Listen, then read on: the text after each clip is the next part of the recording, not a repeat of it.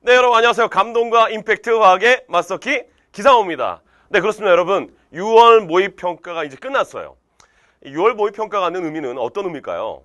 내가 시험을 잘 봤어. 시험 잘 못 봤어. 아이 짜증나. 그런 의미가 아니라 앞으로의 수능을 위해서 내가 지금 마음가짐을 어떻게 가져야 되고 남은 기간 동안 무엇을 준비해야 되냐. 이게 너무나 중요하겠죠. 그래서 선생님이 6월 모의평가 화학 1 분석과 앞으로의 학습 전략에 대한 이야기를 나누기 위해서 이 앞에 섰습니다. 일단 우리 6월 모의평가 화학 1을 분석해 볼까요? 자, 먼저는요. 이렇게 얘기를 할 수 있어요. 평가원 출제 지침 그렇게 강조했죠. 그 내에서 모든 문항 20문제가 모두 출제가 됐습니다. 그래서 교육과정 내에서 출제됐다는 거 그렇게 될 수밖에 없는 거야. 왜? 출제 지침대로 출제가 되어야만 하는 거죠. 그래서 여러분들은 잘 모르겠지만 출제하는 출제위원들이 들어가죠. 출제하기 위해서. 그러면 문항들을 이제 만들어요. 이 문항들이 가장 기본이 바로 뭐냐면 출제 지침에 어긋나 버리면 그 문제가 아무리 좋아도 쓸 수가 없는 겁니다. 그래서 선생님이 매번 강조를 하잖아. 어떤 강조를 합니까? 출제 지침을 알고 그대로 준비하자. 그래서 출제 지침대로 마찬가지 교육과정 내에서 출제가 된 겁니다. 그래서 정확한 출제 지침 속에서 수능을 준비하는 게 무엇보다 더 중요하다. 안 나오는 건 안 나오는 거야. 나온다고 한 내용에서 난이도가 구분되는 거지. 안 나오는데 어려운 문제가 나온다?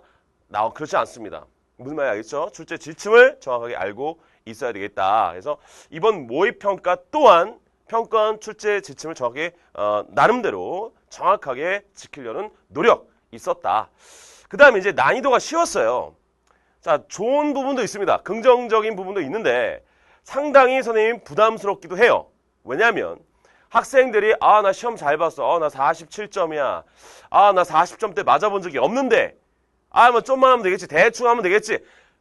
오사입니다, 여러분. 잘못 가고 있는 거야. 여러분들 6월 모의평가 정도 수준의 수능 문제가 나오면 상위권 유불리를 절대 할 수 없습니다. 난이도가 너무 쉬웠어요. 실제 수능은 훨씬 높은 수능 출제가 됩니다. 훨씬 높은 수능. 그럼 왜 난이도가 이렇게 낮게 느껴졌느냐? 왜 쉽게 느껴졌느냐? 여러분들 왜 그랬을까요? 자, 그걸 좀 보게 되면 이겁니다. 왜 쉽게 느껴졌을까? 먼저 보게 되면 화학 반응의 양적 관계. 사실 모래 계산하는 거 이것도 사실 까다롭게 내려면 낼 수가 있는데 그런 문제가 안 보였어요. 아보가드로의 법칙 이것도 마찬가지야. 자, 까다롭게 출제를 하려면 할 수 있었는데 요번 이 6월 모의평가 화학원에서 이 아보가드로의 법칙 이 문제 자체가 쉬웠어. 그러니까 쉽게 느껴졌고 또한 선생님이 그렇게 강조했던 나왔잖아. 나왔는데 너무 쉽게 나온 거야. 우리는 모든 걸 완벽하게 대비했지만 수소 원자의 선 스펙트럼 이 내용이 너무 쉽게 나온 거야. 그 다음에 산화환원 반응에서 산화환원 정의적인 차원 산화제 환원제 산화력 환원력 상대적인 세기 그러니까 다시 말하면 산화원의 상대성에 대한 이야기까지 다루었는데 우리는 그런 내용이 이제 너무 쉽게 출제되다 보니까 난이도가 쉽게 느껴졌다. 그리고 이거죠, 여러분. 선생님이 해설 강의도 했지만 20번 문제가 그 수능에서 다뤄지는 20번 문제 정도의 어떤 난이도를 갖고 있지 않습니다. 자, 그래서 중화 반응에 있어서 특히 양적 관계가 너무나 쉽게 나왔기 때문에 이번 모의평가가 쉽게 느껴졌을 거야. 물론 이번 모의평가도 선생님 저 너무 어려웠어요. 힘들었어요. 그거는 개념 공부를 안 한 거야. 정말 선생님 얘기하는데 문제를 많이 안 풀고 개념 공부만 해도 20문제를 다 맞출 수 있는 문제였습니다. 진짜 그랬어요. 여러분 잘 알겠지만 선생님 한번 선생님이 사이트 페이지에 오셔가지고 수강평이나 학생들이 글을 남겨 보십시오. 만점이 얼마나 많은지 모릅니다. 그렇게 될 수밖에 없는 거죠. 자, 그러면 선생님 그러면 수능은 6월 모의평가는 과연 무엇이 다른 겁니까? 그럼 완전히 난이도가 확 올라가는 거예요? 아니라고. 그러니까 다시 말하자면 이쪽 파트에 난이도 있는 게 나오고 나머지는 똑같이 6월 모의평가 이 수준처럼 난이도가 그렇게 높지 않고 이렇게 균등하게 나오는 거야. 근데 얘네들이 쉬우면 그게 수능은 쉬운 거가 되는 거고 얘네들이 이제 난이도가 올라가면 어렵다가 되는 건데 이번 모의평가 얘네들이 너무 쉬웠기 때문에 쉽다고 느끼는 거라고. 그러니까 얘네를 잡아야 된다고. 어떻게 잡는 거야? 개념 속에서 문제 접근법 정확하게 찌를 수 있는 능력이 있어야 되는 겁니다. 출제자의 눈! 이게 가장 중요한 거야. 알겠습니까? 자, 그래서 이렇게 왜 씻겨 느꼈을까? 여러분이 잘 알 겁니다. 자, 그러면 선생님이 이제 다음 바로 뭐냐면 이겁니다. 문항별로 한번 짚어보자. 물론 문항이 쉽고 그 다음에 여러분들 바로바로 해석할 수 있는 문제들이 많아요. 하지만 지금 이 수능이 끝난 게 아니야. 6월 모의평가에서 출제자가 과연 무엇을 물어봤을까? 그 다음에 우리가 알아야 될 범위와 수준은 여기까지고 무엇이 중요한 것이고 의도를 파악하는 부분에서 핵심은 무엇이냐? 이런 것들을 다시 한번 문항별로 짚을 필요성이 있을 것 같아서 선생님이 문항별 분석을 하고요. 그 다음에 여러분 조금 전에 선생님이 얘기했지만 우리 개념에서 공부한 모든 문제 다 나왔어요. 선생님이 강의하는 이 장면을 같이 보여주면서 같이 문항별 분석을 하겠습니다. 그럼 느낌이 탁 올 거야. 아니 정말 그 20문제가 우리 강의 속에 다 나왔구나. 느낌이 탁 올 겁니다, 여러분. 자, 그렇게 될 수밖에 없다고. 왜? 출제 지침대로 강의, 교재 다 구성이 되면 그렇게 될 수밖에 없는 거야. 자, 먼저 1번 문제부터 볼게요. 자, 간단하게 보는 거 포인트. 지금 문제를 막 풀어 나가는 게 아니라 해설 강의 이미 선생님이 찍어놨습니다. 이 1번에서 포인트는 뭐냐? 1번에서 우리가 갖고 와야 될 건 뭐냐? 짚고 이렇게 나갈 거란 얘기입니다. 자, 물질의 분류. 물질의 분류 문제가 딱 나오면 화학식 작성하고 나서 가장 중요한 포인트가 뭡니까? 그래. 순물질, 혼합물, 화합물, 호돈성 물질. 구분하는 거야. 바로바로 할 수 있어야 돼. 그래서 이러한 내용들을 자 만약에 문제가 나오면 화학식 적게 되면 답이 나옵니다. 무슨 말이겠죠? 그래서 우리가 선생님 모습 보이잖아. 그지? 보이잖아. 했던 그대로가 이렇게 출제가 되지 않습니까? 1번에서 물질의 분류 포인트는 특히나 화합물과 호돈성 물질 구분 잘할 수 있어야 돼. 두 분류를 잘할 수 있어야 된단 말이야. 호돈성 물질과 화합물. 자, 다음 2번입니다. 탄소 동소체, 선생님 강조 많이 했었죠? 동소체. 우리 범위에 나온 게 바로 뭐야? 다이아몬드, 흑연, 플로렌, 탄소 나노튜브, 그래피이지. 자, 그 중에서 이제 3가지 물질이 나왔단 말이야. 특징 정도 잘 정리하시면 됩니다. 선생님이 정리했던 이 특징 정도. 그래서 탄소 동소체, 동소체가 과연 무엇이냐? 정의적인 차원부터 해서 그들의 특징을 포인트로 여러분들 정리하시면 문제가 없었던 이 문제가 됩니다. 탄소 동소체. 자, 다음은 3번인데 화학 반응식의 의미. 자, 반응식을 여러분들 기본적으로 작성할 수 있느냐? 반응식에서 개수가 의미하는 바가 뭐냐? 개수비는 분자수비고 분자수비는 몰수비고 기체는 부피비다. 이런 아주 기본적인 개념을 출제위원이 물어본 거야. 반응식에 녹여 있는 그 개수가 무엇을 말하는 거냐? 그리고 나서 이제 마지막 보기에서는 인류 문명에 어떠한 기여를 했느냐? 간단하게 물어봤지만 그래서 이런 내용들도 우리가 수업 시간에 다 다뤘던 내용이 됩니다. 그래서 3번 문제 화학 반응식의 의미. 자, 그리고 원자를 구성하는 입자가 이제 4번에서 나왔어요. 근데 여러분이 선생님이 강조했지만 빅뱅 이 자체를 가지고 문제를 핵융합해서 핵융합에 대한 이런 출제를 하려고 한 그런 의도가 아니었다는 거. 다시 말하면 우리가 자, 빅뱅으로부터 해가지고 기본 입자 만들어지고 중성자, 양성자 만들어서 이런 일련의 과정에 있어서 여러 가지를 정리하고 내용을 공부해 봤지만 핵 반응이 어떻고 거기 알파 분계, 베타 분계, 감마 분계에서 막 깊이 들어가는 것까지 나오지가 않을 겁니다. 우리는 어느 정도까지 정리를 했어. 내가 지금 여기서 여러분들을 전달하는 그 이유는 너무 깊숙이 갈 필요 없다는 거야. 어디를? 핵 반응 쪽을. 내가 정리해준 그 내용 정도까지만 우리 범위니까 그 정도만 알고 있으면 됩니다. 알겠습니까? 그래서 핵 반응을 막 그렇게 하는 게 아니라 우리가 해야 될 걸 잘 알고 있으면 돼. 특히나 여러분 4번 문제는 평가원 이전 스타일과 좀 달라요. 왜 다른지 알아? 4번에서 원자를 구성하는 입자 지문을 주고 나서 지식적인 걸 이렇게 물어봤어요. 동위원소의 개념, 그 다음에 구성하는 입자 그냥 바로바로 물어본다고. 내가 알고 있는 개념을 가지고 맞히는 문제야. 이전 평가원 스타일과 좀 다른 지식적인 걸 바로 물어보는 그런 스타일의 문제가 나왔습니다. 준비해야겠죠. 알겠죠? 원자를 구성하는 입자 마찬가지로 우리가 다 따졌습니다. 5번 이거는 너무나 강조 많이 했잖아. 그대로 출제가 됩니다, 여러분. 그대로 나와요. 그런데 탄산칼슘과 묽은 염산과의 반응에 있어서 양적 관계를 알아보기 위한 실험인데, 즉 개수비는 여기 나와 있지만 개수비는 뭐야? 몰수비, 분자수비잖아.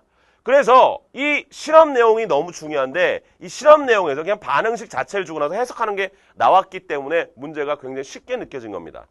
자, 여러분들 이 실험은 너무 중요한 거야. 탄산칼슘과 묽은 염산과의 반응에서 양적 관계 실험 내용, 실험 설계, 실험 과정, 그 다음에 실험 결과에 있어서 여러분이 판단해야 될 거 잘 체크하셔야 됩니다. 그대로 나오잖아. 그죠? 그 다음에 6번 문제는 탄화수소. 탄화수소님이 그렇게 강조했었죠. 탄수화물에 예전에는 자 무슨 반응을 하니, 첨가 반응하니, 치환 반응하니 이런 반응이 중요했다라고 한다면 지금 중요한 거 뭐라고? 구조가 훨씬 중요한 거야. 분류하고 구조, 이게 평면이냐 입체냐 구별을 잘 할 수 있으셔야겠습니다. 그래서 자 탄수화물은 그닥 어렵지 않았을 거야. 그런데 여기서 여러분들 탄화수소를 완전 연소했을 때 CO2하고 H2가 만들어진 이 반응에 있어서의 양적 관계를 반드시 또 체크를 해 두셔야 됩니다. 알겠습니까? 그래서 탄화수소의 분류는 아주 기본이고 이 분류부터 자 구조적인 차이, 구조에 있어서 포인트를 두고 특히나 연소했을 때 이게 앞단원과 단원 통합적으로 나올 수 있다는 걸 포인트를 잘 잡아둬야 돼. 알겠지? 자, 그래서 6번 문제는 그런 문제가 되겠고요. 자, 6번 문제 선생님이 이거 3D로 막 돌려줬잖아. 그지? 이게 뭐냐면 입체냐 평면을 이러면서 돌렸던 이 그림, 이 장면이 됩니다. 자, 다음은 7번이야. 화합물의 조성 파트인데 이거 나온다 그랬잖아. 자, 그대로 선생님 우리 공부했던 그대로 나온 건데 너무 쉬웠지. 왜? 자, 여기 이제 A관, B관 알려줬지만 우리는 A관, B관이 무엇인지 다 알고 있어요. 자, H2 흡수, CO2 흡수를 다 알려줬다고. 안 알려줘도 여러분들이 화합물의 조성 파트에서 여기 성분 원소가 탄소, 수소, 산소다. 내가 완전 연소시켰다. 이때 CO2하고 H2O 이들의 질량 변화. 자, 다시 말하면 생성량을 보고 나서 각 성분 원소의 질량을 판단할 수 있어야 되고 그게 첫 번째지. 그다음에 어떻게 했으면 스텝 1이라고 했단 말이야. 두 번째는 뭐야? 그거를 원자량을 나누면 성분 원소의 비율이 만들어진다는 거. 너무 중요한 거야. 알겠습니까? 그래서 이게 나올 수도 있고 또는 뭐가 나올 수 있는 거야? 리비가 나올 수도 있는 거야. 무슨 말 알겠습니까? 그때 하여튼 탄소, 수소, 산소 원소로 이런 걸 완전 연소시키면 CO2, H2O 만들어진다는 거. 기억하십시오. 화합물 조성 파트. 자, 그 다음에 요게 또 쉬웠어. 자, 여러분 수소 원자의 선 스펙트럼 해석하는 문제가 난이도 있게 꼭 나옵니다. 수능은. 알겠습니까? 여기서는 뭐 에너지 방출하냐 흡수하냐 너무 간단하고 너무 쉬운 문제가 나왔으니까 또 난이도 확 떨어졌다고. 자, 우리가 자 선생님 지금 저 여기 있잖아. 그지? 여기 모습이 있지만 어떤 게 가장 중요하냐? 자, 방출하는 빛 에너지의 에너지를 비교할 수 있어야 돼. 이때 에너지가 자, 이 빛 에너지는 이 빛 전자 전이시의 몇 배냐? 파장과의 관계, 진동소의 관계 너무 중요한 겁니다. 그리고 선 스펙트럼을 딱 주고 나서 이 선 스펙트럼에서 파장이 만약에 짧다라고 한다면 에너지, 다시 말하면 이것과 이 그림과 그 다음에 우리가 공부했던 선 스펙트럼의 내용들 같이 해석할 수 있어야 된다는 소리야. 알겠습니까? 파장이 짧아 에너지는 커. 이런 관계 굉장히 중요한 내용이 되니까 이것도 수능에서는 굉장히 중요하게 취급이 될 겁니다. 알겠죠? 그리고 여러분들 우리 고3 수험생들 또는 여러분들 뭐 재수생들 또는 하여튼 N수생들도 선생님의 6월 모의평가 해설을 마치고 2학년 학력평가 해설을 했는데요. 2학년 학력평가 화학 원야 20번 문제 보니까 너무 괜찮은 문제가 나왔어. 꼭 한번 보십시오. 시간 내가지고. 우리 문제보다 사실은 그 문제는 훨씬 괜찮더라고. 한번 보십시오, 여러분. 그래서 8번 문제는 수능에서 좀 비중 있게 나올 것이다. 자, 그 다음에 9번 아보가드로의 법칙입니다. 이 아보가드로의 법칙. 자, 선생님이 강조하지만 선생님 이거 기체 문제가 갑자기 나옵니까? 화학원에서. 아보가드로의 법칙을 알고 있느냐를 분명히 물어볼 겁니다. 이게 상당히 까다롭게 수능에 나올 거야. 알겠죠? 같은 온도 같은 압력에서 부피비는 바로 분자수비라는 거. 그 개념을 갖고 이제 가는 거야. 이번 문제는 굉장히 쉬웠어. 이 9번 문제 같은 경우는. 특히나 여기서 자 1기압에서 또는 90도씨 1기압에서 1몰의 부피는 얼마라고 줘버렸어. 근데 이런 거 안 줘도 우리는 해석을 할 수 있다고. 자, 같은 온도 같은 압력에서 5리터, 15리터니까 부피비는 분자수비다라고 판단을 바로 하고 문제를 해석할 수 있는 능력이 있어야 됩니다. 자, 그런 것들도 우리가 수업 시간에 다 알아봤던 내용이 되고요. 자, 그 다음에 이제 전자배치. 전자배치는 바로 뭐야? 이 전자배치 우리 연습했던 거. 전자배치 규칙을 알아야겠지. 이게 포인트야. 전자배치 규칙, 그럼 뭐야? 싸움의 원리, 에너지 준위가 낮은 오비탈 순서대로 간다. 다전자 있어서. 그래서 그것과, 그게 바로 뭡니까? 훈투의 규칙, 그 다음에 파울의 베타 원리. 파울의 베타 원리는 뭐냐?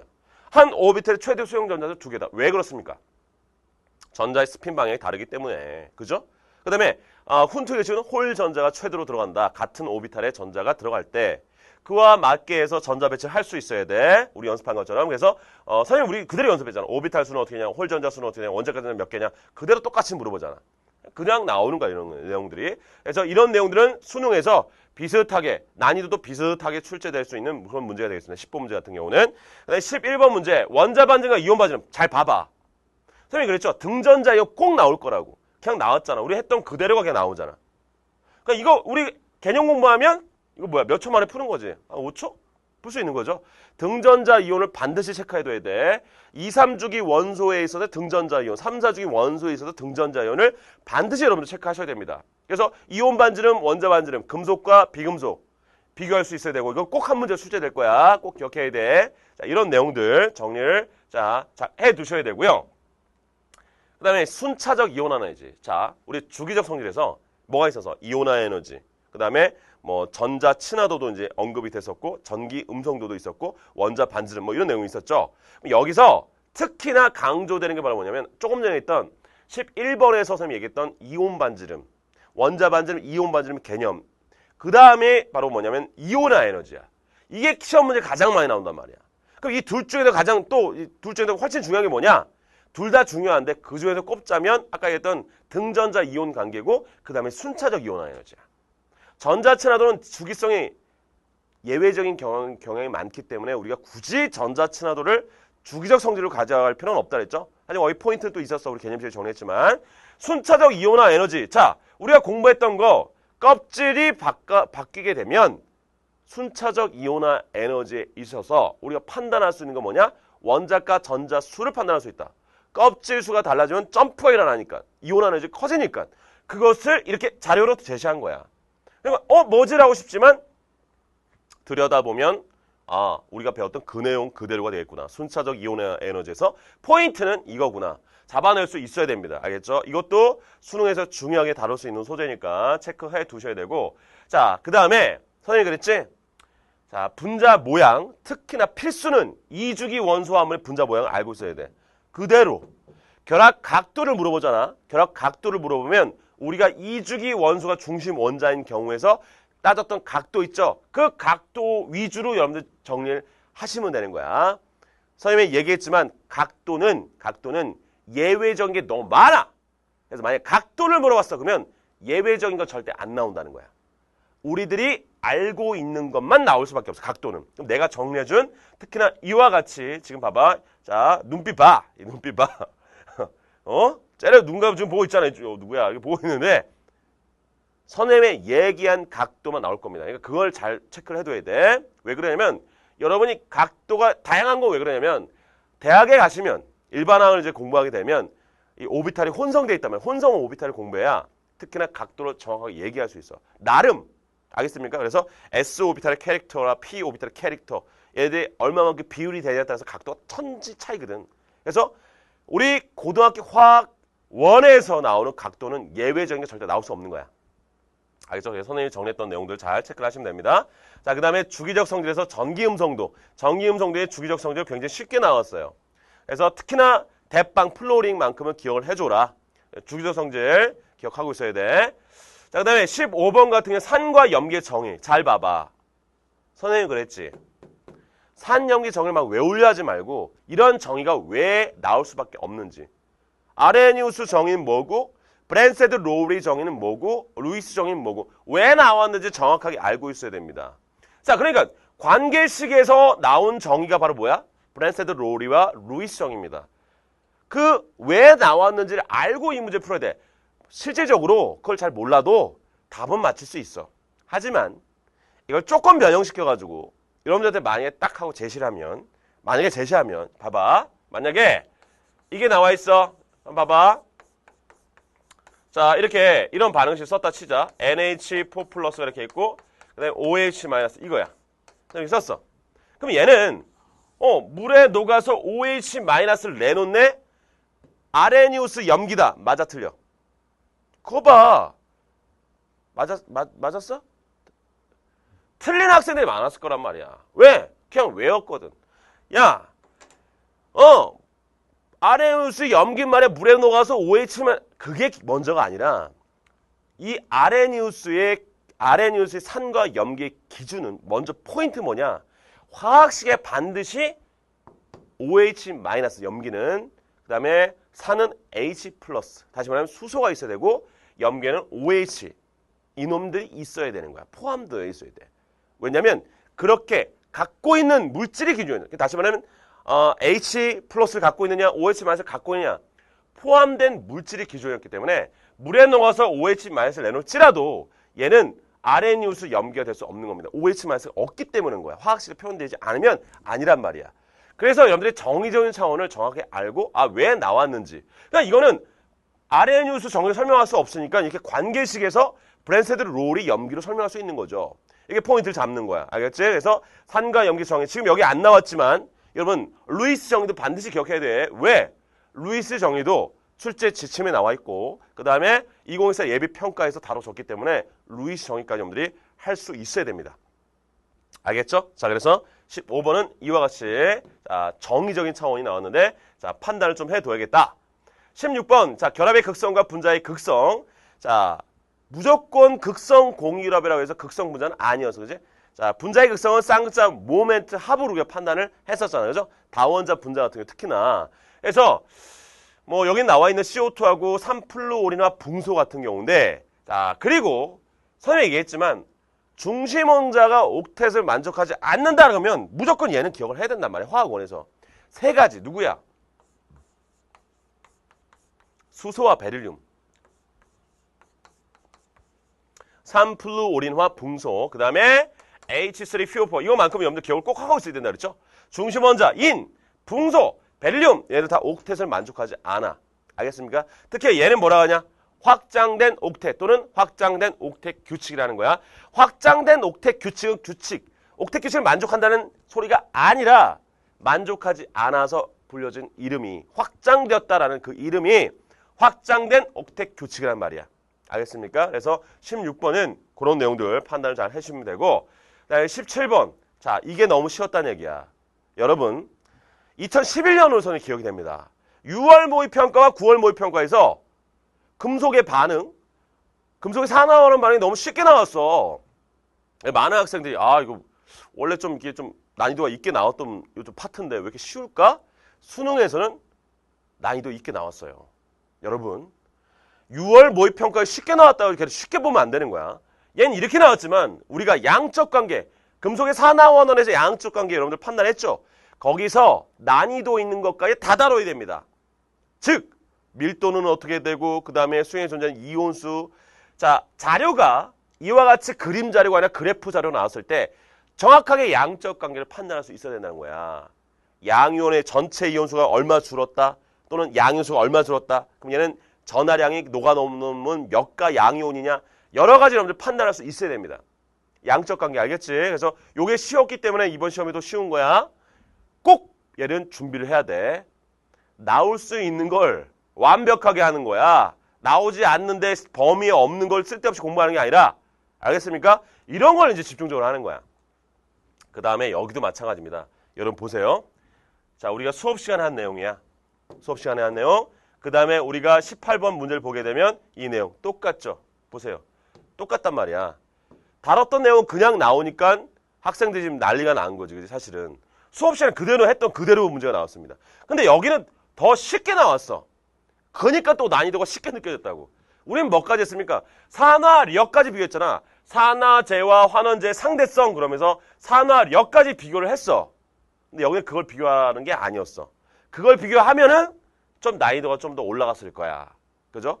아이고 우리한테는 그거까지 했어야 되는데 말이야. 그죠? 그래서 18번 문제에서 산화제와 환원제 구분을 할 수 있어야 돼. 산화력, 환원력, 산화제, 환원제, 산화, 환원 이걸 여러분들이 다 정리할 수 있어야 되는 거야. 상대성에 대해서 특히나 여러분들 잘 판단할 수 있어야 됩니다. 그래서 산화, 환원의 정의적인 차원부터 해서 이렇게 여러 가지 용어들 정리까지 다 할 수 있어야 돼. 매우 중요한 내용입니다. 꼭 수능에 출제될 거야. 한 문제 이상. 자, 그 다음에 자 생명현상의 산염기 파트도 한 문제가 출제가 될 텐데 일단 염기가 나와서 되게 여기 이쪽 파트는 이 정도의 난이도로 생각하면 돼. 이 정도의 난이도로. 어렵게 출제는 안 될 거야. 그리고 선생님이 강조하지만 다시 한번 얘기하지만 생명과학에서 얘기하는 DNA DNA에서 뭐 DNA가 뭐 풀려가지고 이딴 거는 생명과학에서 하는 거다. 선생님이 얘기했지만 거기에서 정해진 범위가 있어. 우리 화학에서 중요하게 취급되는 내용이 있단 말이야. 수소결합이라든지 인산에 있어서 OH 3개가 무슨 역할을 하냐. 그런 것들이 훨씬 중요한 거야. 그리고 왜 여기가 꼬여있을 때 수소결합이 무슨 역할을 하는 거냐. 이런 것들이 훨씬 중요한 겁니다. 아데닌하고 티민은 수소결합이 몇 개 있고 구안이라고 사이토신 몇 개 있는데 걔네들이 무슨 역할을 하는 거냐. 무슨 말 알겠죠? 그래서 우리한테 정해진 수준 정도만 딱 정리하시면 요거는 요 정도의 수준으로 수능에 출제될 확률이 큰 거니까 이렇게 정리를 하면 되고, 그 다음에 여러분 마지막 20번 문제입니다. 여러분 해설 강의 한번 보세요. 선생님이 해설 강의 이거 우리 수업한 그대로 해설 강의도 풀어가지고 이 문제를 여러분들하고 해설을 했습니다. 선생님이 같이 나눈 친구들은 이게 20번 문제야 라고 싶었을 거야 아마. 20번은 특히나 괜찮은 문제인데 굉장히 난이도가 있는 문제는 아니었고 괜찮은 문제인데 여러분들이 이걸 제대로 접근을 못한 건 출제자의 의도를 파악을 못한 거야. 문제 꼼꼼하게 딱 읽고 나서 출제자가 물어본 건 이거구나. 난 이걸 포인트로 잡는 거구나. 딱 잡아내면 특히나 이 문제에서 가하고 나가 액성이 염기성에다가 포인트거든. 그럼 중화점, 이후점이니까 여기서 이온수가 제일 많은 건 여기 나와 있잖아. 나 이대로 해설했습니다. 이거는 선생님 수업 내용을 지금 찍어온 거야. 이전에 우리 같이 나눴던 거. 해설 강의가 아니라. 자, 이거 그대로 그냥 나왔어요. 그래서 나트륨 이온이 가장 많기 때문에 잡아내는 거야. 그러면 잡으면 끝납니다. 여러분 산과 염기의 반응에서 자, 많은 사람들이 뭡니까? 좀 지켜봤어. 예전처럼 그래프 나와서 좀 복잡한 문제 나올 수 있나 없냐? 나올 수 있어. 준비해야 돼. 왜? 출제 지침에 자, 산과 염기의 양적 관계를 이해해야 된다고 정확하게 나와 있습니다. 그 양적 관계가 지금 조금 전과 같이 그와 같이도 나올 수 있지만 그래프 나올 수 있습니다. 준비해야 돼. 그러니까 이쪽 파트를 제대로 해야 된단 말이야. 나올 수 있는 거를요. 물론 이번 마찬가지 모두 우리 같이 다뤘던 내용들이 출제됐고요. 여러분 앞으로 9월 모의평가 수능도 마찬가지일 겁니다. 그래서 여러분들이 지금 나온 그 내용들에서 포인트가 무엇이고 이래서 난이도가 좀 쉽게 느껴졌구나. 그리고 내가 앞으로 준비해야 될 건 이런 것들이구나 느낌이 왔을 겁니다. 알겠죠? 자, 그러면 이제 여러분들이 앞으로의 학습 전략은 어떻게 가야 되느냐? 한번 지켜볼게요. 어떤 거냐? 먼저 6월 모의평가는 화학뿐만 아니라 여러분들 여러분의 위치를 파악하는 거야. 정확하게 인정해야 돼. 나 말이야. 나 누가 계속 다리를 옆에 떨어가지고 난 시험 아니야. 인정하십시오, 여러분들. 여러분 실수도 인정해야 돼. 객관적으로 인정하고 나서 여러분들이 정말 부족했던 개념과 문제 접근법에 대해서 이렇게 나 이런 부분이 정말 부족하구나. 명확하게 분석해야 돼. 분석이 없으면 시험은 전혀 의미가 없는 거야. 모의평가는. 분석을 철저하게 해야 돼요. 진단해야 된다고.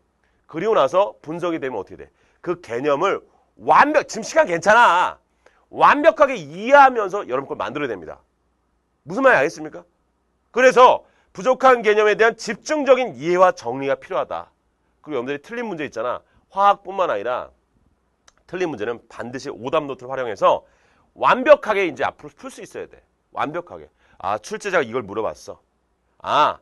내가 틀렸던 거는 그거 써주면 좋잖아. 그 오답 노트에다가 내가 틀렸던 이유는 이것을 잘 몰랐던 것 같아. 여러분 자꾸 부족한 걸 노출을 시켜야 된다고.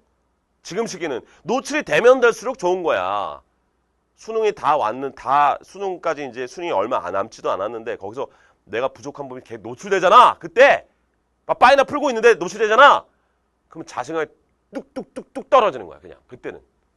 지금은 괜찮아요, 여러분들. 노출을 되면 될수록 좋은 거야. 그래서 오답 노트를 통해서 틀린 문제를 완벽하게 보완한다. 자, 그 다음에 요거야. 선생님이 얘기했지만 출제 지침을 아는 거야. 수능은 교육과정 내에서 난이도가 9문제로 출제된다는 거지.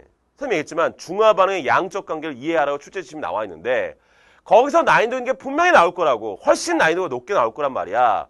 그런데 안 나올 걸 하고 있으면 안 된다고. 탄소화물의 첨가 반응, 친환 반응 이딴 걸 막 공부하고 있고 하고 있으면 안 된다고. 나올 걸 제대로 해야 되는 겁니다. 정확한 출제 지침 속에서. 앞으로 시간 동안 알겠습니까?